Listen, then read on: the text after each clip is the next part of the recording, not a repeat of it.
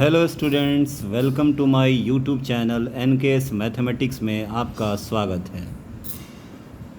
Dear students, जैसा कि आप सभी जानते हैं कि मैं एनसीईआरटी मैथ क्लास 12 एक्सरसाइज 1.1 आप लोग को पढ़ा रहा था, जिसमें क्वेश्चन नंबर 11 तक मैं आप लोग को पढ़ा चुका हूं।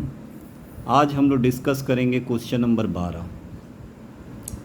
क्वेश्चन नंबर 12 क्या कह रहा है, इसको ध्यान से समझेंगे कि क्वेश्चन कह क्या रहा है। So that the relation are defined in the set of a all triangles as are T1 T2 such that T1 is similar to T2 is equivalence relation। पहले हम इसको यहाँ तक देखेंगे कि ये इक्विवेलेंस रिलेशन है। उसके बाद फिर कह रहा है इसमें consider 3 right angles triangle T1। 3 right triangle को कंसीडर करना है। एक T1 राइट ट्रायंगल है जिसका साइड 3, 4, 5 है। T2 जो है उसका साइड 5, 12 और यहाँ पे 13 है। एंड T3 जो है वो 6, 8, 10 है। तो कह रहा है कि which triangles among T1, T2 and T3 are related. इनमें से कौन सा ट्रायंगल जो है वो रिलेटेड है। ठीक है, तो इसको हमको देखना है। यानी कि इस क्वेश्चन में 2 पार्ट है, तो पहले वाला पार्ट का सॉल्यूशन देखेंगे स्टूडेंट।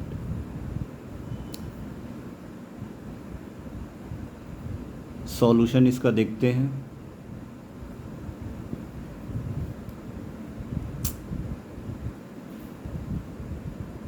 सॉल्यूशन, ये जो रिलेशन दिया है यहाँ देखेंगे T1 T2 such that T1 is similar to T2। T1 किसके सिमिलर है? T2 के सिमिलर है। ठीक है, तो पहले हम इसका रिफ्लेक्सिव चेक करेंगे।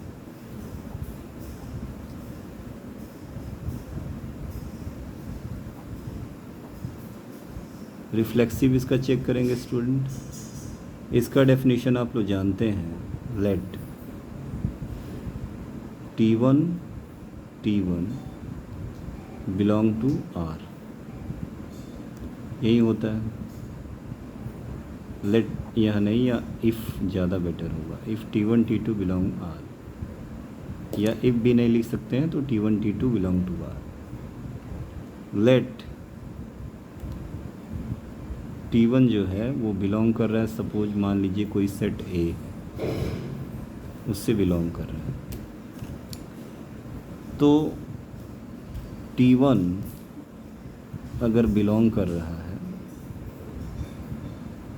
T1 अगर बिलोंग कर रहा है R से, इसका मतलब क्या हो गया कि T1 is similar to T1। ये हो सकता है T1 is similar to T1 के, हो सकता है।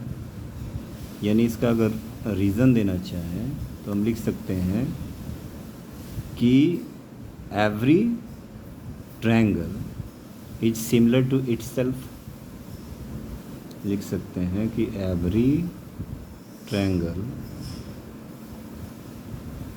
Is similar to itself. तो इसका मतलब क्या हुआ? इसका मतलब यही हुआ कि T1 जो है और T1 ये दोनों बिलोंग कर रहा है R को। इसका मतलब क्या हुआ कि R इज रिफ्लेक्सिव। R क्या है स्टूडेंट? R reflexive. ठीक है, अब उसके बाद एंड अब हम चेक करते हैं साइमेट्री।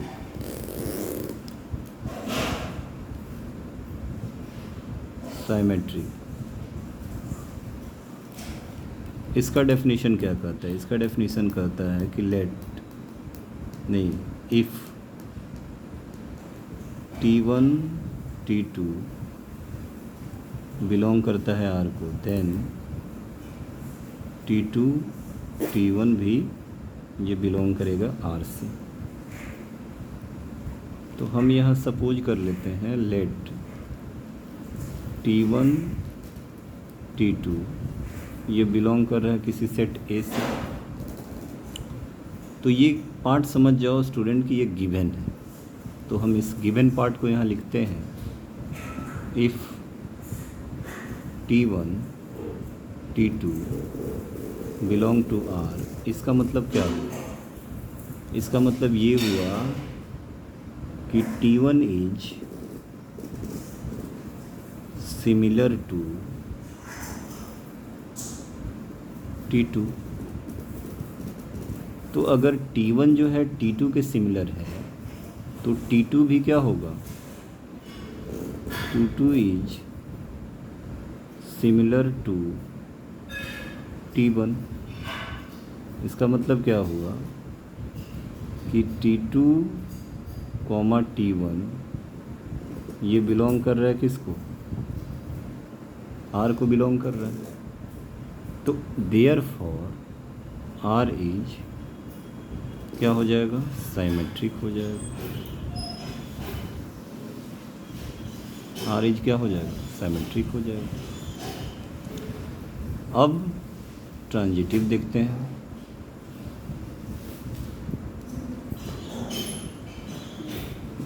ट्रांजिटिव, इसका डेफिनेशन क्या कहता है ट्रांजिटिव?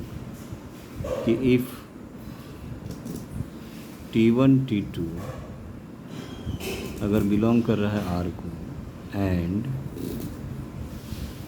T2 T3 ये बिलोंग कर रहा है R को, देन T1 T3 भी बिलोंग करेगा R को। तो ये आप समझ जाओ स्टूडेंट कि इतना तो गिवन है, यहाँ तक गिवन है। तो इसमें T1 T2 T3 तीन एलिमेंट है, तो हम इसको लेट कर लेते हैं। लेट T1 T2 T3 ये बिलोंग कर रहा है किसी सेट A से। अब जो गिवन रिलेशन दिया हुआ है उसको हम यहाँ लिखते हैं कि if T1 T2 belong to R and T2 T3 belong to R, इसका मतलब क्या हुआ कि T1 is similar to T2 and T2 is similar to T3। T1 is similar to T2 and T2 is similar to T3। T1 जो है similar है T2 के और T2 सिमिलर है किसके? T3 के। इसका मतलब क्या हुआ? इसका मतलब यही हुआ कि अगर T1 T2 के सिमिलर है, T2 T3 के सिमिलर है, then T1 is similar to T3। इसका मतलब क्या हुआ? इसका मतलब ये हुआ कि T1 और T3 जो है ये भी बिलोंग कर रहा है R से। तो therefore R is transitive. R क्या हो गया? ट्रांजिटिव हो गया। तो जब ये R ट्रांजिटिव हो गया इसका मतलब क्या हुआ कि हैंस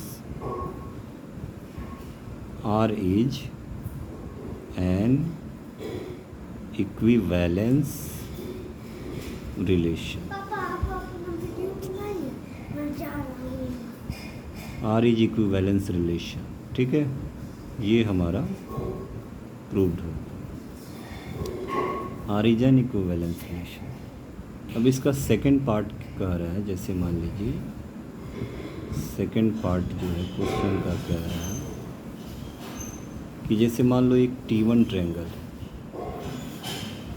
T1 और इसका जो साइड्स है वो साइड्स जो है दिया हुआ है, वो T1 की जो साइड्स दी गई है वो है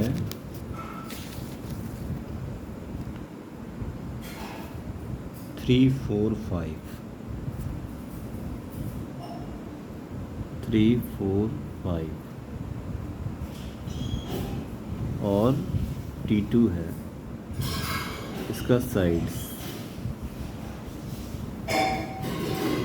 दिया गया है 5, 12, 30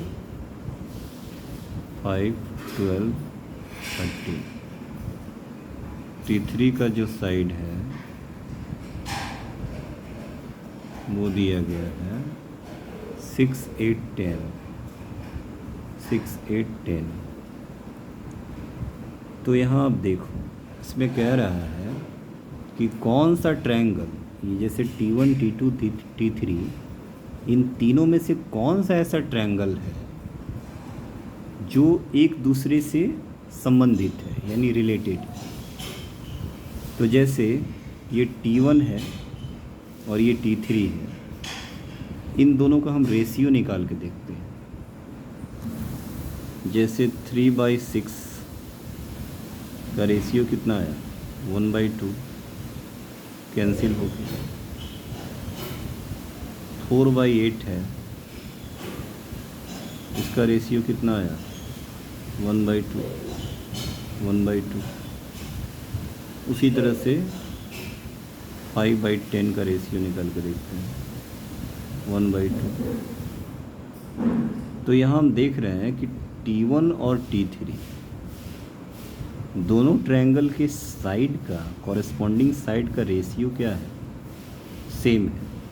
इसका मतलब हम ये लिख सकते हैं कि T1 is related to T3। इसका मतलब हो जाएगा, और देखिए यहाँ जो है T1 से T2 का कोई रिलेशन नहीं है, 3/5 हो जाएगा, 4/12 हो जाएगा, 5/13 हो जाएगा। फिर T2 का T3 से कोई रिलेशन नहीं, 5/6 हो जाएगा। ये कोई इसका रेशियो जो है इक्वल होगा नहीं, प्रोपोर्शनल होगा नहीं। साइड का जो रेशियो है वो प्रोपोर्शनल होगा नहीं, ठीक है। इसका मतलब therefore T1 is related to T3। ये हमारा आंसर हो गया। आई होप स्टूडेंट्स आपको हमारी ये वीडियो कैसी लगी। NCERT mathematics class 12th exercise 1.1 का क्वेश्चन नंबर 12 ये आप लोग को मैंने जो पढ़ाया, अगर आपको ये वीडियो अच्छी लगी हो तो इसको आप कमेंट बॉक्स में लिखिएगा और हमारे इस वीडियो को लाइक कीजिएगा, सब्सक्राइब कीजिएगा और शेयर ज़रूर कीजिएगा, और वीडियो को पूरा देखिएगा ताकि ये आपको समझ में आए कि इस वीडियो का एक्चुअल जो है मेथड क्या है और मेरा उद्देश्य क्या है कि एक सरल भाषा में आप लोग तक पहुंचाना। और इसी के साथ थैंक यू, मिलते हैं नेक्स्ट वीडियो के साथ, नेक्स्ट क्वेश्चन के साथ। तब तक के लिए बाय।